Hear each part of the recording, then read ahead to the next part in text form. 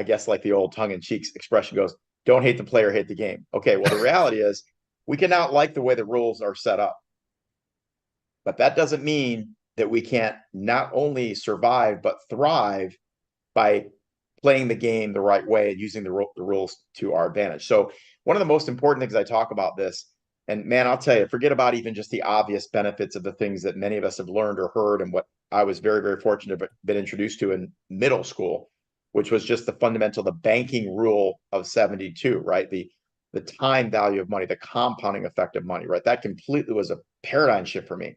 It's like we think of interest in terms of addition and subtraction, but it's really multiplication, right? So let's think about that from an interest rate standpoint.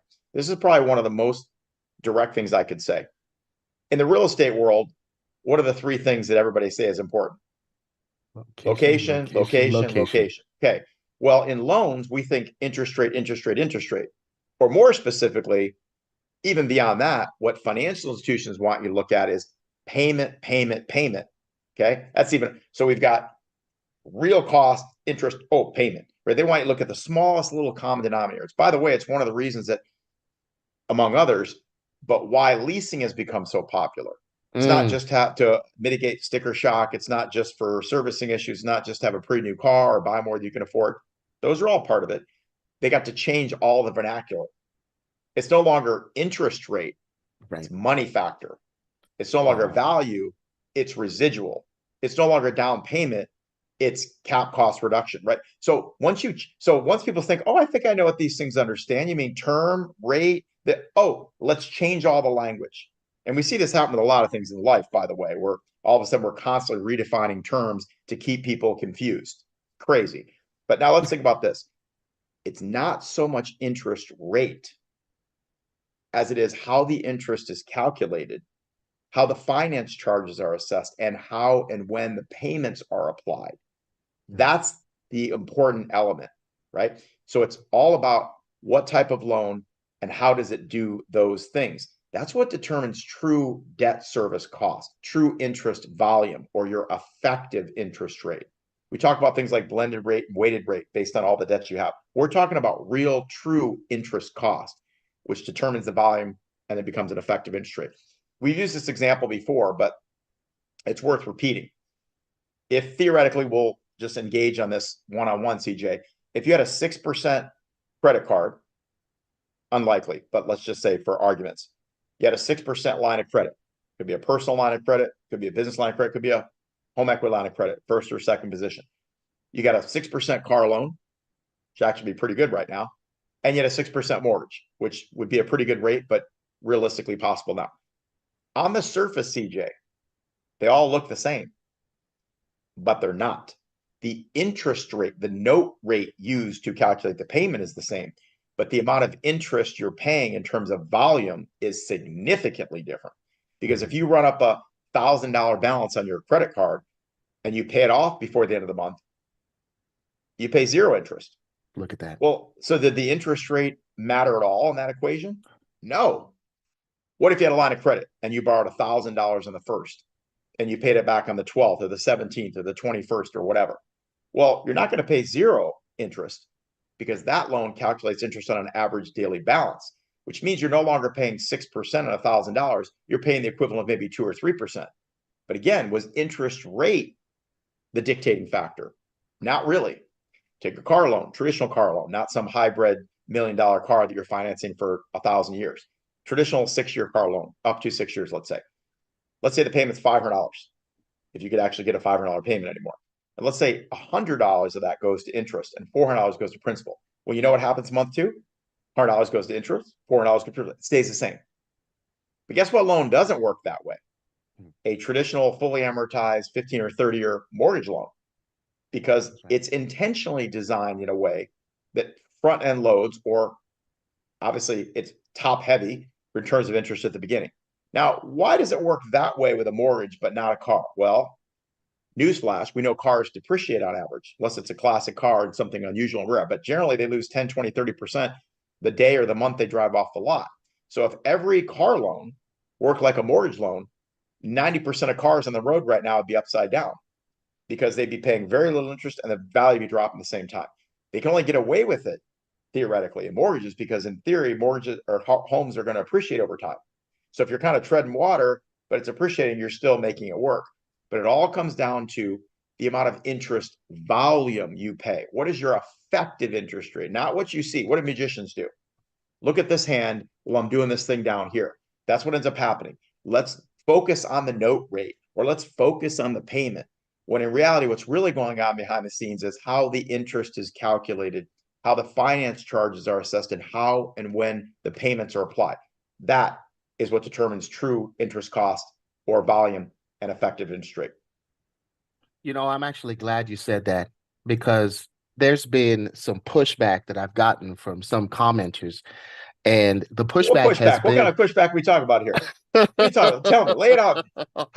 so the pushback is this, man, there's no such thing as amortization being different than simple interest, amortized loans being different than the line of credit.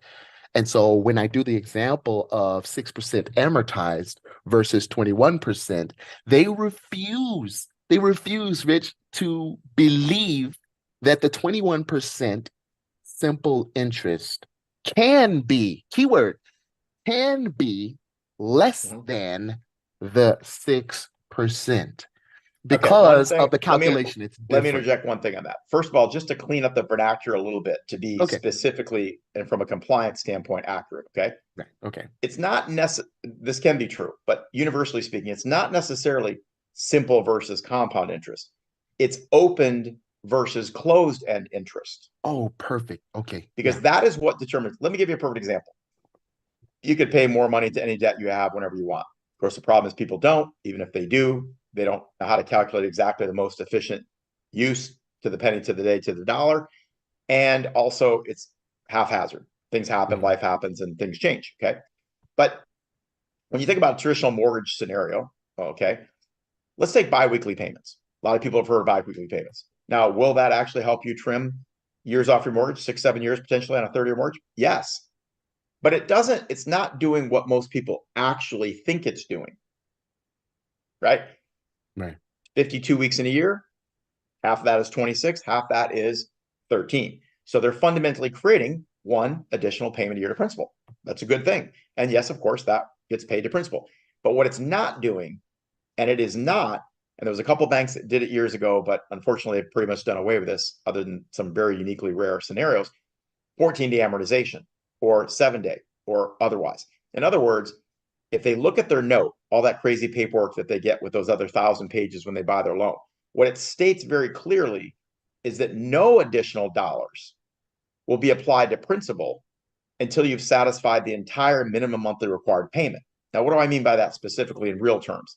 What that means is if you pay half your payment on the 15th and half your payment on the 30th, just as an example, well, that extra additional amount we just alluded to, none of that is actually going to be applied additionally to principal until the 30th day.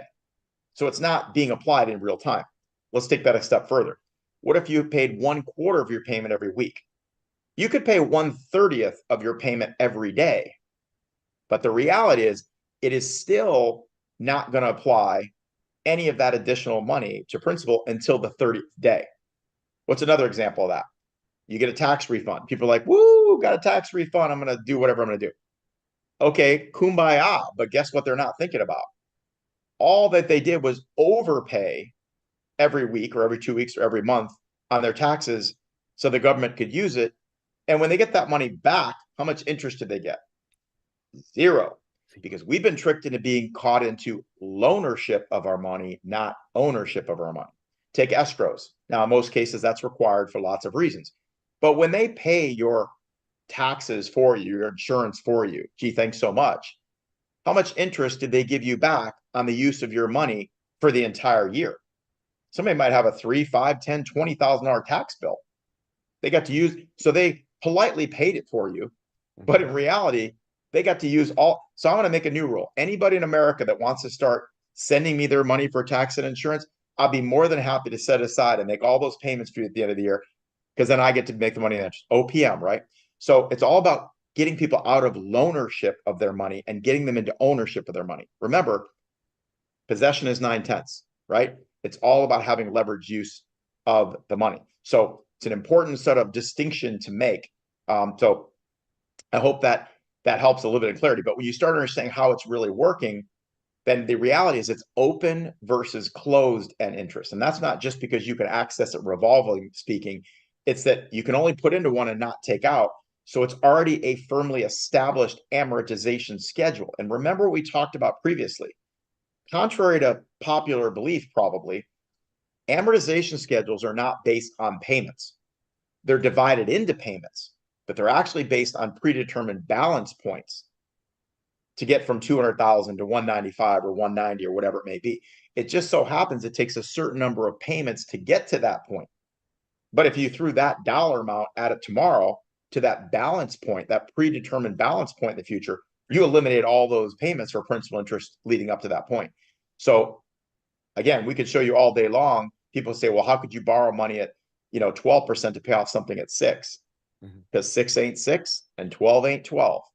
Because it's all about how the interest is calculated, how the finance charges are assessed, how and when the payments are applied that determine. So that's where interest cancellation comes into play. It's not just strategic payoff, knowing what to pay optimally and efficiently when. It's part of it. It's not just interest float, taking advantage of the ability to leverage OPM or other people's money efficiently during the period of time that's prescribed. It's part of it. It's not just interest accumulation, which, yes, there are opportunities for that now, as you alluded to. It could be a money market, it could be 3, 4, 5% savings.